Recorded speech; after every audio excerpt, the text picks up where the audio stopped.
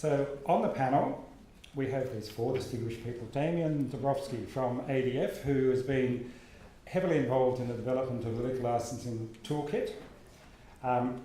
Nicola Lewis, sitting next to him. Nicola is from the ministry, and has also had a long attachment to the issue around alcohol and community engagement in these areas. Tony Brown at this end. Tony is the chair of the Hunter Multicultural CDAT, and has been involved in a community activism sense in liquor licensing and restriction legislation, both here and in other places around the state. We'll get Tony to talk about that. And Pete Whitecross, known to us, of course, as an ADF Senior Community Development Officer. Some of the CDATs within his patch have been working on this issue as well already. Okay, let's dive in a bit further into this field. Nicola, we might start with a question to you. Given the amount of interest among CDATs in this area and this sparkling new resource that's going to be a really useful tool, what do you see as the kind of support that the ministry can offer CDATs as well as LHDs and other agencies in mobilising communities and in supporting communities to respond to the issue? Thank you. Just before I answer that, can I just ask for a show of hands of anybody who has responded to a liquor licence application? Just to get a sense of, okay, so it's a fairly new field for a lot of people, right? And just another 2-second quick show of hands, how many people have been impacted by alcohol in their families, friendship groups, communities? Yeah, okay, great. So it's actually really important, obviously. So the things that we're doing at the Ministry of Health is we're developing, or have been for some time, developing a similar pack for the local health districts. And we're mandated by the Act to respond to all liquor licences at the Ministry of Health. And so at the moment we send out the notice of intention to apply and the application details out to the local health districts when it comes in, because we only have a very short time to respond, 30 days once we've been notified, to get some feedback or a response in. So we coordinate sending that out, and we're hoping in the very near future to be able to do that with CDATs as well. Because at the moment, the only way that you would know an application is coming through is if you're keeping an eye on the notice board on liquor and gaming, and I'm sure probably a lot of you aren't, because that's not what you've got your spare time to do. Okay, so specifically one of the support mechanisms will be hopefully notification to CDATs about what applications are in process. Yeah, what's coming up in that area. Yeah, okay. And so unfortunately, we don't have any say with this, but the time period to respond is really rapid. There's only 30 days to respond. So then the other thing that we're doing is by supporting the local health districts, we want to connect CDATs with the local health district health promotion teams, because the health promotion teams will be putting in responses to the applications, and doing that together with CDATs makes it such a strong response. So what might be some of the mechanisms that make that link between the LHDs and the CDATs work? How might that actually happen? Yeah, so we can make the connections. So when we send out the information to let a CDAT know that an application is coming into the area, we can provide the contact details for the local health district as well to make the connection, and vice versa. So we can make the connections, when an application comes up, so you've got it, in a timely way. The other thing, the local health districts, we're providing them with really current data. So data about alcohol attributable hospitalisations. The LHDs work closely with the police, and they provide the BOSCAR data about crime statistics. So all that sort of data will be going in, but what they really need is to hear about local impacts.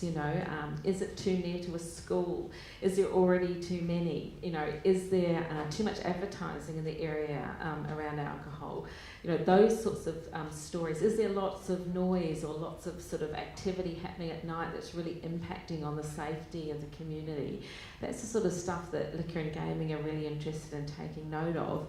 And when that's bundled up with some, statistics from the Ministry of Health about hospitalisations or from police about crime, it makes it a really strong response. Can I just interrupt to ask whether, just a show of hands, who thinks their CDAT has links with the local LHD where you are that are sufficient for that information flow? Who's got strong links with their LHD that will help that kind of process happen? number of hands are not raised. So, I mean, there's a collaboration that's important to strengthen, yeah? Yeah, absolutely. And we're also working with the police at the moment, and they're very interested in having many more police on CDATs and involved with CDATs. So we'd like to spend a bit of time trying to promote that with you as well, making connections with the local police. So, could you maybe tell us about some examples of CDATs that you've been aware of, where those connections have been made and people have started to galvanise on this approach? Yeah, it's probably Peter's probably the one that's better to answer that one. If you're happy, I can. That's who I asked. Yes. So I look after 12 CDATs, and out of those 5 in the last 15 months have done something. Just on the issue of links, it is really dependent on having good links. So say with Markville, we found out through the police, through Fairfield we found out through health, through Canterbury we found out through the Liquor Accord. And that was an interesting one. Basically the Liquor Accord didn't want another competitor on their street, and so they thought that we would mobilise to add to the volume of objections to their objections. So but very much so you do need to get a good link, because your issue of timing, we were getting things that were already 10 days old, and so you really have only got 20 days to turn around. And certainly I hope there was something like templates for responses, because you are under the gun to get something moving. So you've nominated a few other agencies that are useful to collaborate with, state libraries and Drug Info being another one that Damian mentioned earlier. Tony, if I can come to you, in terms of your involvement with local community groups, and I'm thinking particularly of the Casula experience, what do you think has been the crystallising thing that's made that work? Thank you, Norman. Can I just briefly say, on behalf of 3 fantastic teams, the Newcastle CDAT, the Hunter Multicultural CDAT, and the Newcastle Local Drug Action Team Make FASD History, on behalf of our 3 fantastic teams, I want to give you a very warm and inclusive and inviting welcome to Newcastle. And I thank the gods who have turned on this fantastic weather, so thanks very much. Back to your question. Bring us back to Casula. Thank you, everybody, for our welcome. Casula was a great case study of a very socially disadvantaged community in southwest Sydney. Its social economic indicators were some of the lowest in New South Wales. They were confronted with a late trading pokey pub, a very large pub with over 1,000 patrons, being put right in their community next to residential houses. And it first came to attention when one of the local community leaders, Chris Moore, came to me for my reputation in leading the Newcastle conditions, and said, we've got women weeping in our street who've been subjects to domestic violence, weeping that this large high-risk pub will be put 50 metres from where they live. And I think this really emphasises the grassroots community approach and the critical role that CDATs can play in galvanising, supporting their local communities, in becoming relevant by becoming involved in empowering their local communities, engage in primary prevention for alcohol-related harm. And there's probably no more single effective way for CDATs to become relevant, they already are, but in terms of galvanise their communities, than to put in objections to development applications and liquor licence applications for high-risk premises. And we know the evidence about the strong link between large booze barn liquor shops selling alcohol cheaper than bottled water and its impacts on domestic violence. So what was it in Casula that pushed the process along and got a result, got an outcome?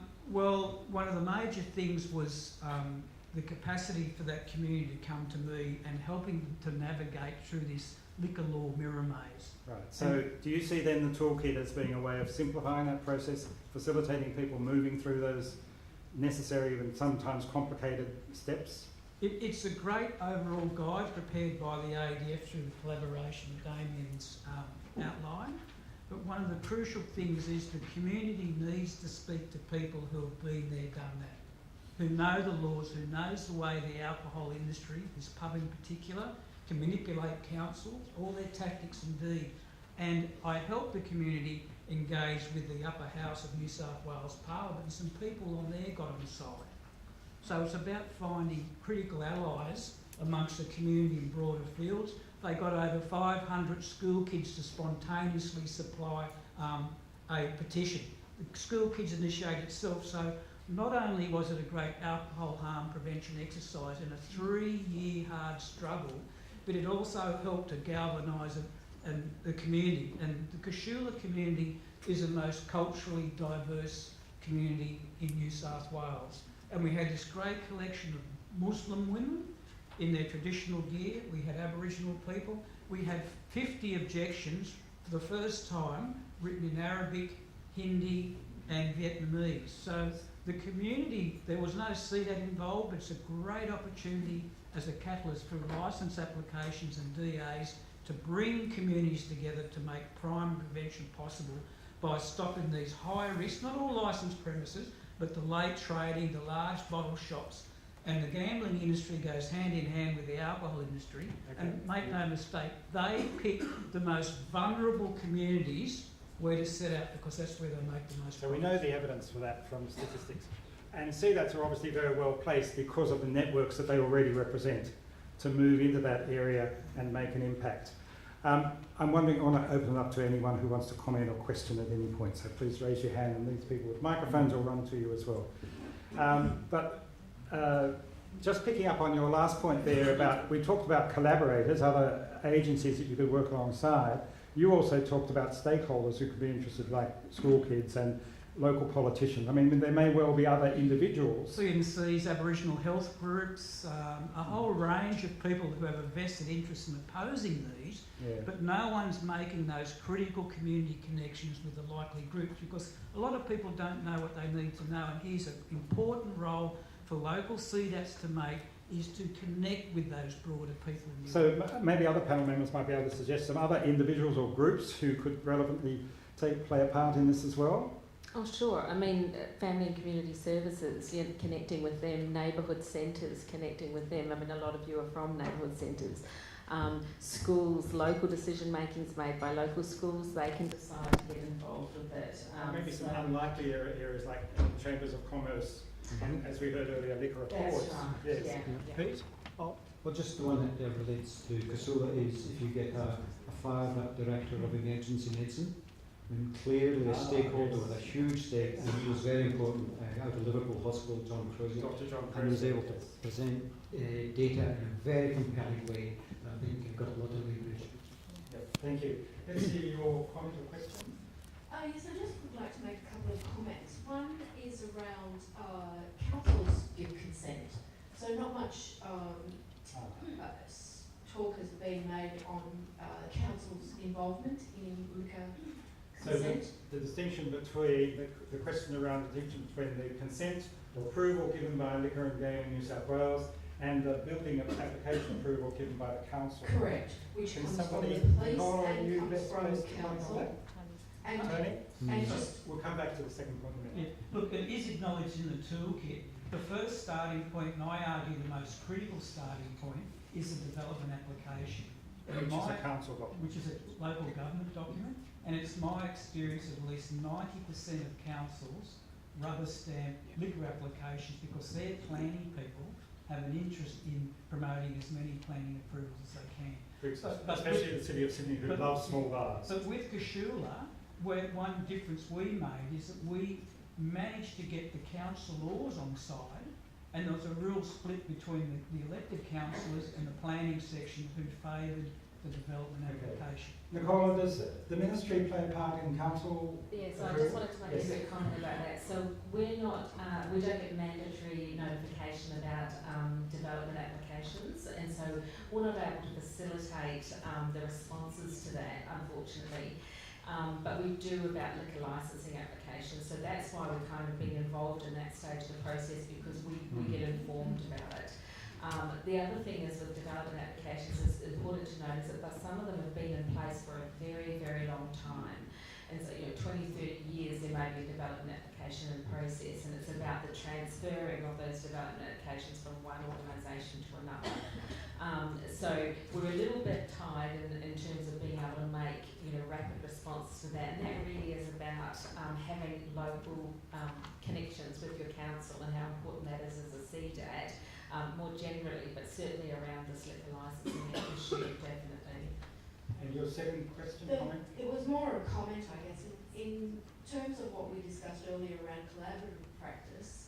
It seems to me that wouldn't it be a far better outcome if we brought together networks together, which would be police, council, LHD, CDAT and liquor record, from that community to look at making applications against a licence that's before liquor and gaming. I think the short answer is yes. And so why, my question is, why create silos? Why aren't we looking at collaborative practice? For myself, I am secretary of the local liquor record, I'm secretary of CDAT, and I'm also the council representative giving consent. So, you know, you know, like really, talk to your people in your community. They're all people. Let's hear from Damian on this one. Yes, I mean, I wanted to pass it on to Peter as well, because we already have quite a few examples of those stakeholders being involved in CDATs, but as Nicola mentioned and as Tony mentioned as well, it is a bit fragmented.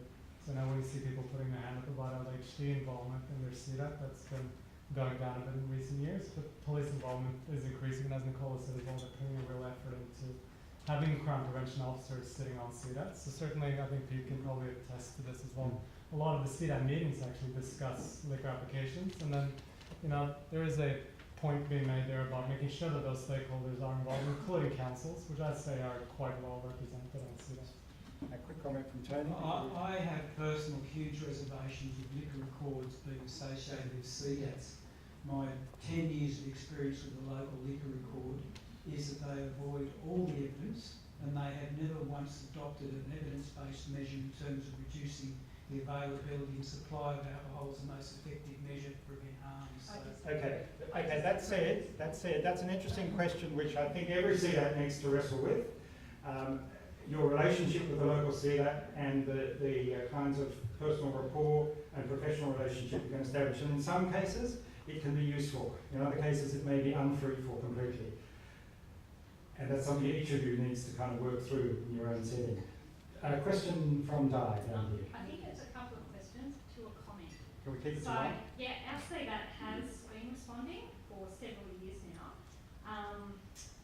It's my understanding that as of yet, not one has been successful, not in our area, nor in other CDAT areas. So, one, I'm not quite sure how the toolkit is going to assist with that unless there's some major changes. So my questions become, the toolkit's there, but what's happening at higher levels of advocacy, and are there CDATs that are currently responding as a CDAT that are getting other successes? All right, so I can respond to parts of that question. So as far as the toolkit goes, again, that was a partnership with Liquor and Gaming New South Wales, so we got very strong information from them that, you know, they had their community, they had the review not too long ago as well about the community impact statements. So I mean, there's been a result from that, so I was tongue twisted. So there's definitely stuff happening there. As far as examples of CDATs, Pete would probably have a couple. Again, we're also looking at not necessarily overturning an application, but you know, Tony's got good experience in this, but modifications. So again, you might get an approval, but you have modifications, things like instead of serving till 3 a.m., you're serving till 2 But a.m. I'm hearing that the example that Tony gave was a success story, but after 3 years hard work with extra support on top, not just a tool.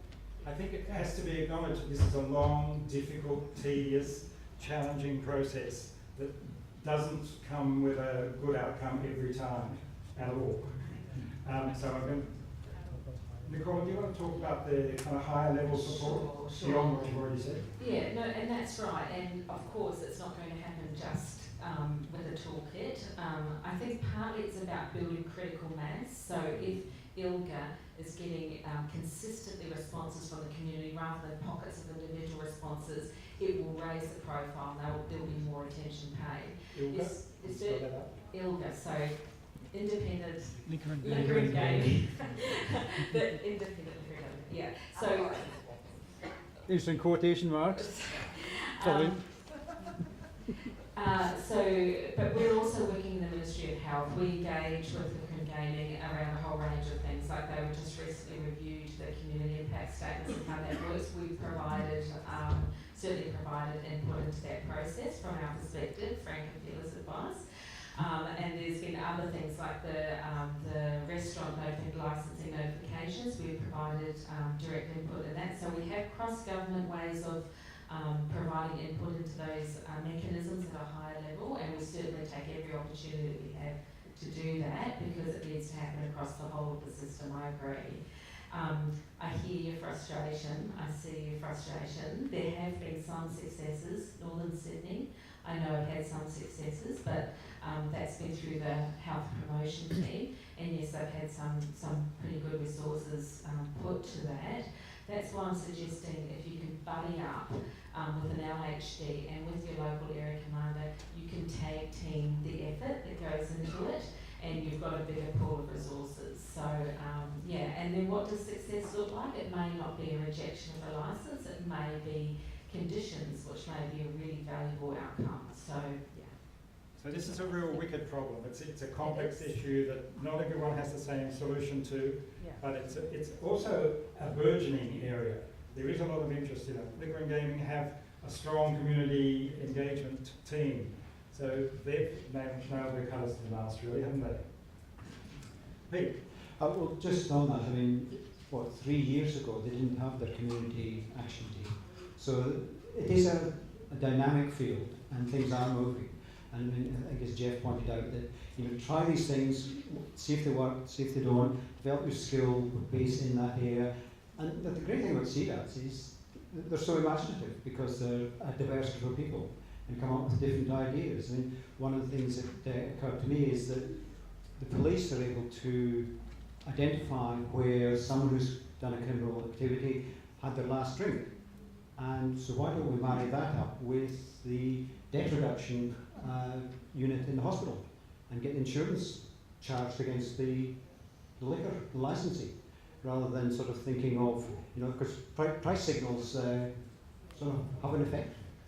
Okay, we have to wind up very quickly, but we can take one more question from Nikki. Look, I just want to actually add to what Tony said in that, you know, he said it doesn't always work, but it actually is really good to work with your local liquor record, and I've been doing it for 12 years now, and we've had great successes in Byron Shire, having applications completely rejected. We also did the very first conference with the Independent Liquor and Gaming Authority to reject Dan Murphy's application, and we won as a community, and that was a first. So yes, you can. And we also won against a packaged liquor licence for Aldi last year, which was a big score for us as well, because we don't have any alcohol in supermarkets. And but look, you know, there is always someone within your local liquor record who collects statistics, and as a whole, a lot of liquor records actually will help you because they don't want more liquor licences either, because that affects their bottom line too. So think of it that way. But I want to know, now that the Northern Territory has introduced mandatory membership for liquor licences up there, can we work on some policy for New South Wales where, you know, a tiered policy for membership to liquor records, but can we work on something where it's mandatory? Because, you know, Byron Shire has a problem with oversaturation of licences, So you call but it we have, you know, less than 10% of our licensed venues are actually members of the liquor record. Okay, so I mean that list that Jeff gave us earlier of what's happening in Northern Territory, pretty impressive really. So the call for advocacy to get some of that stuff happening in New South Wales as well. We're going to have to wind up because we're already 5 minutes over time, but I want to quickly go through the panel, and we have achieved the objective of this session of stimulating interest in conversation. So certainly the conversations won't finish when we wind up here. But I'm going to ask each of you on the panel quickly to wind up to give us 2 or 3 sentence answer as to, if you're in a CDAT, what would be a good place to start? Given that some people have varying experiences, where is the best starting point to be involved in helping communities mobilise against this issue of proliferation? Pete, do you want to kick off? Yeah, the one we got most leverage of was proximity to schools. The station hotel in Campsie, the most sort of leverage we got was proximity to both two schools, bus stop and schools. So making connections with education at schools. Yep. Yeah, particularly primary schools, obviously. But Yep. yeah. Nicola? I think, well, obviously from our perspective, there's a connection with the local health districts, and I know that's been really difficult previously, so we're going to work on every time we get a notification about a new liquor licence application anywhere in the state, we'll notify both the LHD and the CDAT and share those contact details. So a good starting point is that connection with the LHDs. Damian, from ADF's perspective. Yep, so shameless self-promotion, but Yes. toolkit, I would say it's a great starting point. Yes, I know, there's not a lot of examples out there, but again, it actually touches on a lot of the points that people have been asking. What are the councils doing? What are the roles of different organisations and so on? So please have a look. It's got videos as well, so it's not just a wall of text. Great resource. It's not the total picture, it's not the only answer, but it's a key component to which you can supplement with other strategies as well. And Tony, your starting point? Look, DAs and liquor licences are equally important, and I'll put it on your agenda item because we don't know when they're going to arise. But as a discussion point for your CEO, to encourage you with very short notice, and sometimes it's only 30 days notice for a very large lake trading bottle shop, how can we effectively mobilise if it does come to our attention that a high risk venue is going to be proposed we put in. So put it on your agenda items and think about your homework now so we can be prepared in case we find out one occurs next week. Fantastic. Thank you very much. Can I just say in conclusion that you've got in this room your own amazing resources that can help you in this, and that's the CDAT Chairs Network. If you start sharing stories and challenges and achievements and bafflements among the CDAT chairs and the network of senior community development officers, you'll go a long way to strengthening your own response and getting better outcomes all around. Please join with me in thanking our panellists.